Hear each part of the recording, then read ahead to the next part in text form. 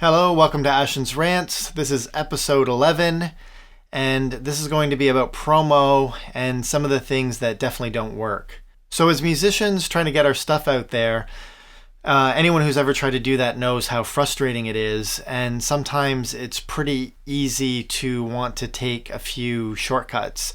And a lot of times people put that under the kind of fake it before you make it kind of idiom. And there can be some value to that for sure. People have been doing that since the beginning of music promotion. But a lot of times, especially in the era of algorithms, that can actually do more harm than good. And I'll give you some examples. So one of the classic things that people like to do is buy plays, buy followers, and make it look like more is going on with their song than actually is. Aside from the fact that that breaks your term of service use for Spotify, and you can actually get your account removed, although I think that's kind of rare. The big reason you want to avoid doing something like that is the bots that they use are doing that for anybody who's going to pay. And what ends up happening is all these listeners or bots are listening to whoever's paying.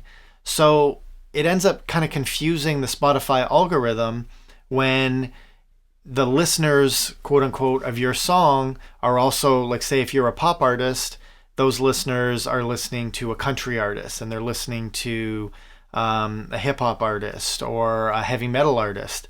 And basically what ends up happening is Spotify uses your listeners and they look at who else they're listening to, and it ends up, and that kind of tells them what you are and where you fit in. But now with these bots, Spotify doesn't know where you fit in. And as a result, there's so much music out there that Spotify is more than happy to just bury your track, and you're not really going to get it anywhere with the help of Spotify anyway. So that's an example of where you think you're doing something good. You think you're like, okay, well, I want to make it look like something's happening. So I bought 50,000 plays for my song. And now people think that, like, oh, wow, this song is great, that they're doing something. But what you're actually doing is, chances are you're probably not fooling anybody. And because there's ways of finding out how when people are doing that. But you're also confusing the algorithm for your future success.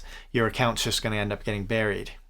Another thing that people do, and sometimes this is, and often actually I should say, this is by accident, it's the same kind of thing where you buy your way onto a Spotify playlist that has these bots, and then it's the same result. And for the same reason, you want to just avoid that. And generally speaking, if someone is saying, whether it be a promo service or by adding your song to a playlist, that you're guaranteed 20,000 plays or guaranteed any sort of plays, you can pretty much be rest assured that that's not legit, because no one can guarantee anything, especially a promo company, and definitely not a playlist as well. I will say, though, that there are a lot of playlists that are really popular that do require you to pay them a little fee. And, you have to gauge that, whether it's worth it or not. Just because someone's asking for money doesn't mean that they're not legit. And there's actually ways of finding that out. I know chartmetric.com is a way to double check an artist or a playlist legitimacy. And what you're looking for is the graph of their followers or whatever metric attracted you to them. And you want to make sure that it didn't just spike overnight. And that's what ends up happening when you buy followers or plays, is just overnight, all of a sudden you have 20 or 30,000 more or whatever followers or plays. And obviously that's not realistic. Another thing that you want to avoid that is probably less popular, but something to be aware of, and to be perfectly honest with you, it's something that I tried, and I'll just give you my experience with it and why it doesn't work, is there's these like follow for follow or kind of like playlist play kind of groups, and you see a lot of this on Facebook. If you do a search for Spotify playlists on Facebook, you'll come across a lot of this stuff. And I actually tried that early on when I was trying to get my project off the ground. And the issue with that again is, actually, let me explain it first.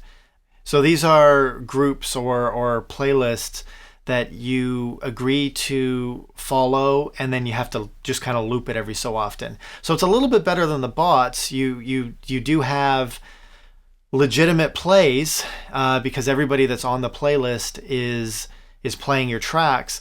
But the problem again is that most people again aren't really doing it properly, and you get clumped in with a bunch of other different artists. And I remember when I did this, the reason I ended up stopping was because I looked at my artist page and it was saying it said, it has that spot where you can go, listeners of this person also listen to, and I was seeing people with cowboy hats and acoustic guitars, and no offense to people with cowboy hats and acoustic guitars. I have many acoustic guitars, but that just didn't fit with the image of my project at all. So that was a real problem. I was messing up that algorithm for Spotify and just causing my account and my future potential with Spotify. I was putting that in jeopardy.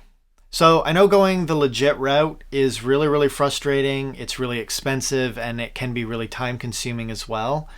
But again, look at your career as something that needs to grow, and just follow the proper steps, and don't try and take those shortcuts with your career, because ultimately that's going to end up hurting you and not getting you anywhere.